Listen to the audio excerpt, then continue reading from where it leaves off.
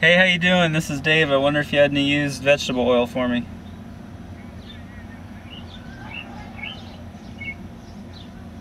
Alright, I'll be by. Thanks. Bye. He thinks he has two.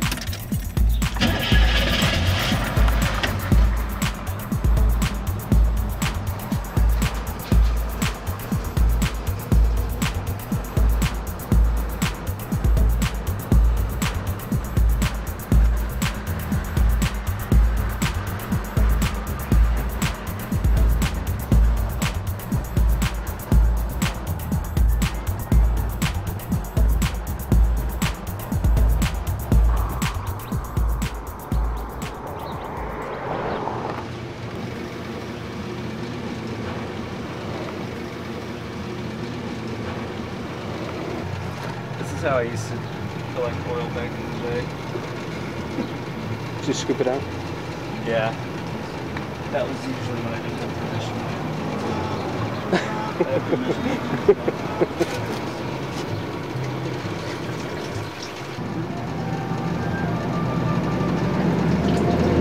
See, now I get close to the bottom, the stuff's got a lot of sludge and gristle and stuff.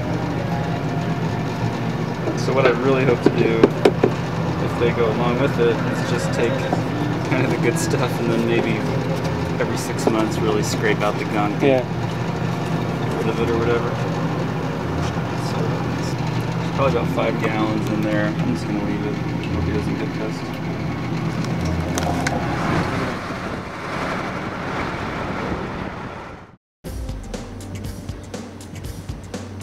KOH.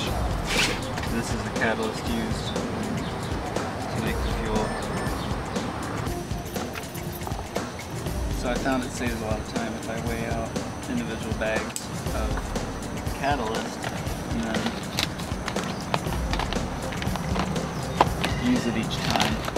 Now this stuff is really caustic and you shouldn't breathe it in, so that's why I have the fan running. It creates a lot of dust. The amount of KOH required varies based on how much the oil's been used by the restaurant. If I were to use fresh oil, this would be a constant. Now, because I have 4 different sources, I'm dealing with several variables, but in my experience over the last couple of years with these particular sources, it's always worked out to 14 grams per liter of KOH. I test the oil, I do a titration to see how much catalyst needs to be added in order to bring the pH to 8.5, which happens to be the ideal pH level. So basically, part of the KOH neutralizes the free fatty acids in the oil, and then the rest of the KOH mixed with methanol produces the chemical reaction in the oil to transform it into biodiesel, and that reaction is called transesterification. And other caustics can be used, so like I said, lye can be used, but with lye, the byproduct is solid, and with KOH it's liquid or semi-solid, so it's easier to clean up after. Most people use lye, which is sodium hydroxide, because it's easier to find. It's sold as drain cleaner. And one of my friends gave me a bag of KOH as a free sample, and I got hooked. Now, if not enough of this catalyst is used, you end up with a huge blob of partially converted biodiesel oil and glycerin. If you use too much, you end up with 55 gallons of soap. And if you use enough, exactly enough, or within range, you get 42 gallons of biodiesel, 8 gallons of glycerin, thereabouts. So each one of these I'll use in a 42 gallon batch.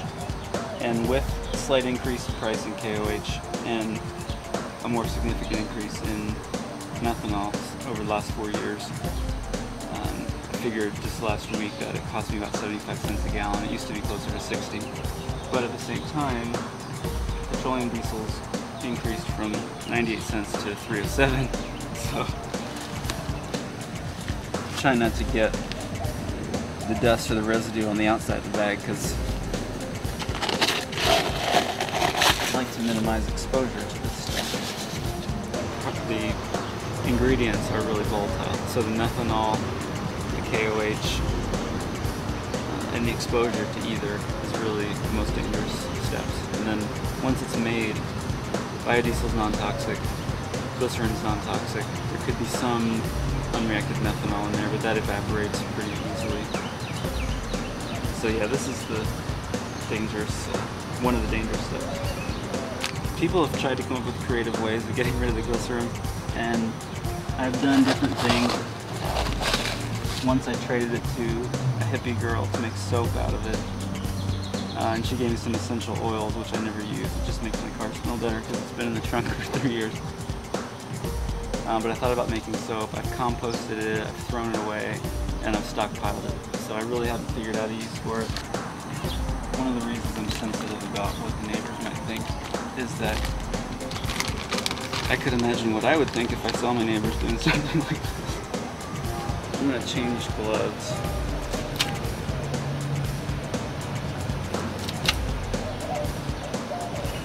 It just looks so suspicious to me.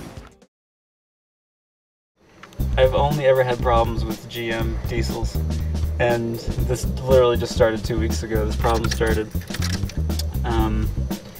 This is the infamous 5.7 liter diesel that GM came out with before it was ready for market, and I think they really ruined the reputation of diesels in America, and you can see why. Again, I'm trying to purge the air out of the injectors. Worst case scenario, we don't go anywhere. Just want to see if it'll idle before I even try to pull out. That's actually about as smooth as this idle gets in this car. You can feel it's got a miss.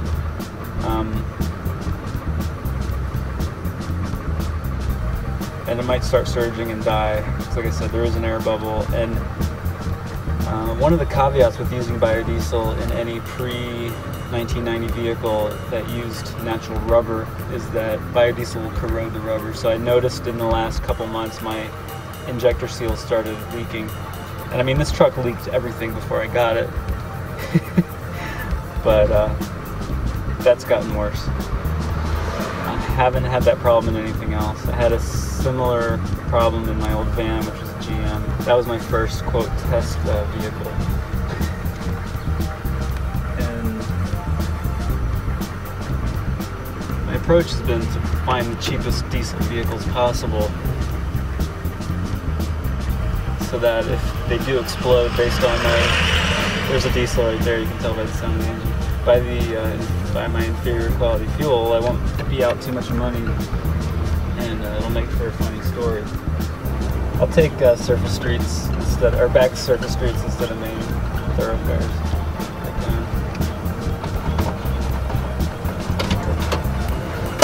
So I sold my van to a friend of mine, and he still uses it for his band. It's perfect.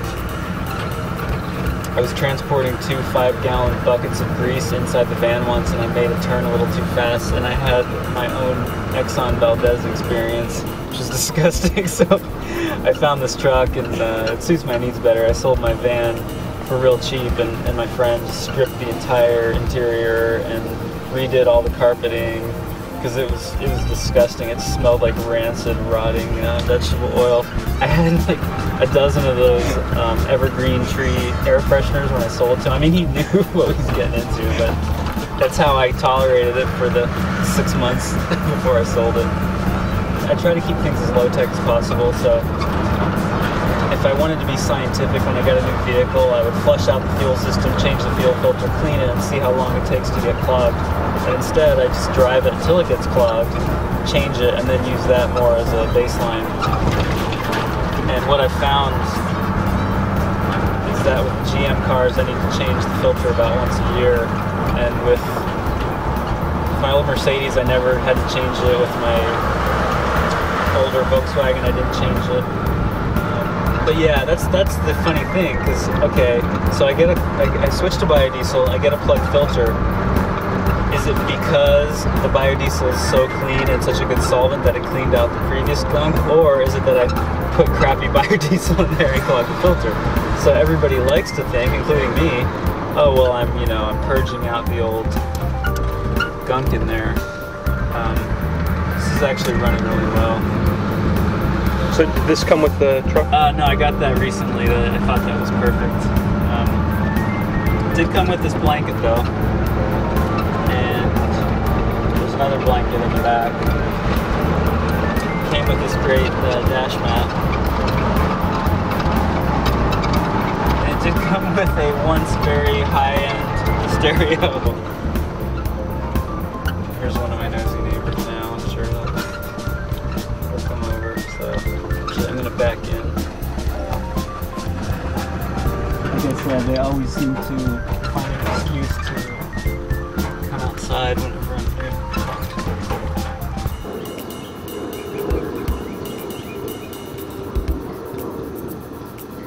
You know there's a broken window? Yeah, this one right back. Yeah. Yeah, I didn't tell them about that.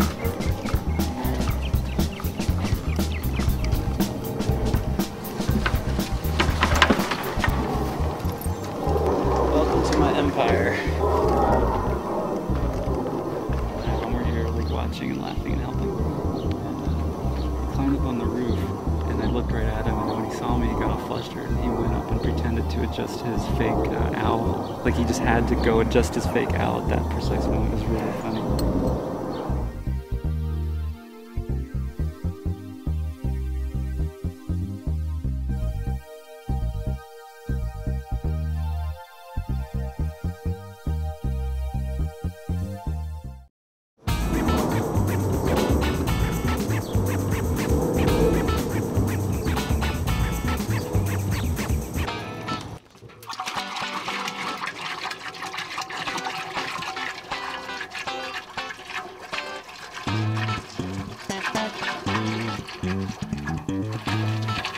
This is black like motor oil.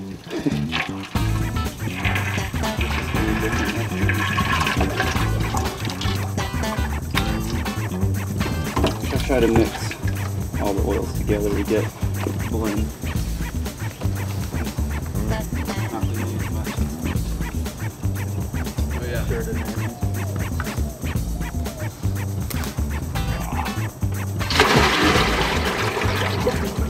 Artfully done. You're not going to need too much more. 1.62 inches. 50 gallons. That looks nice. Great color.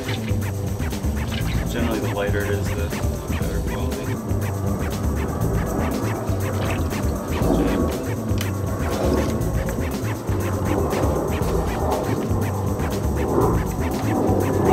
Well, here's how I do it. I do 42 gallons. 8 gallons of methanol. 8 gallons of methanol. And then how much? 5 pounds. 5 pounds. Do you ever think about switching to the metric system? I do. So it's actually 2,200 kilograms. So the vapor from that is pretty obnoxious? Yeah.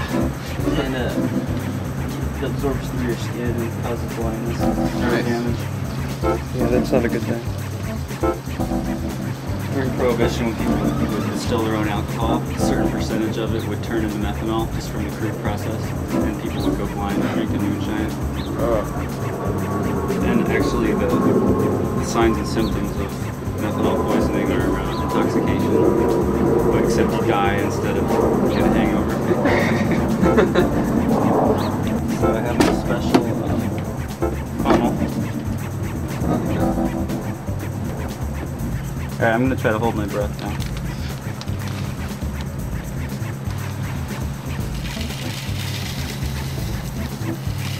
So you can do roughly half a bag in each? Yeah, as long as I divide them the one bag ends up in each barrel. Right. Yep.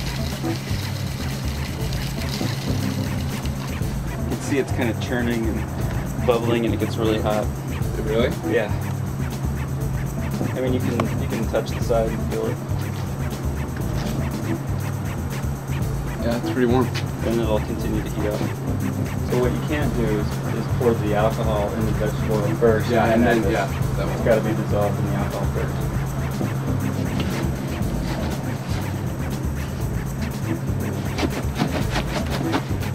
So let me look at the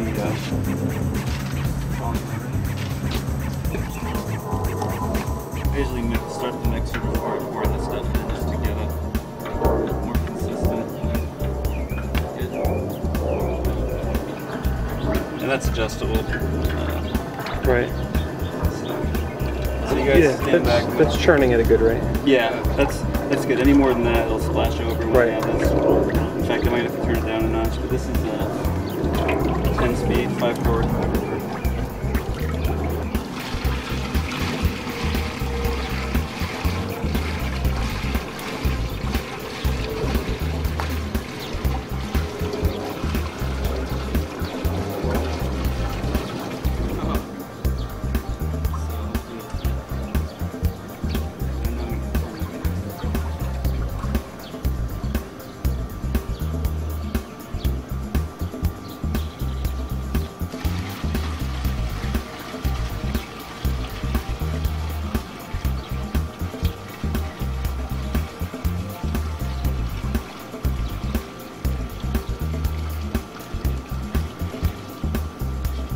Got it.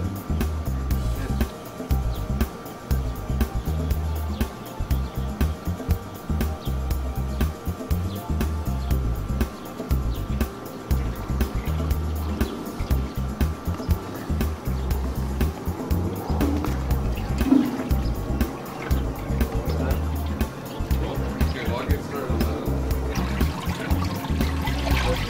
Yep, it is.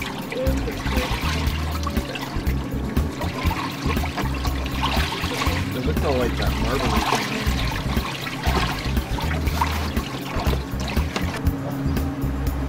I'm just doing a base, a one-step base batch process. So some people will initially use, they do a base process, then they do an acid wash to neutralize the pH, and a lot of those processes are copywritten or patented. But what I'm doing is just a basic like transesterification or dialysis or something that you can't patent because it's such a basic natural process. You can't patent electrolysis of hydrogen from water because it's too simple. You can't patent gravity or anything like that. Some of the initial patents that were taken out in the early 20th century have long expired and cat's out of the bag.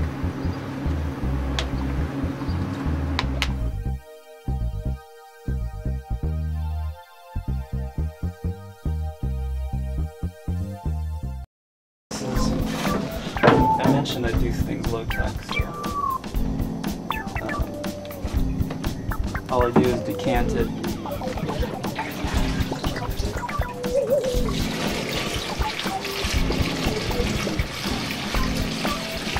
It really has a consistency of water or gasoline, whereas vegetable oil is thick and viscous and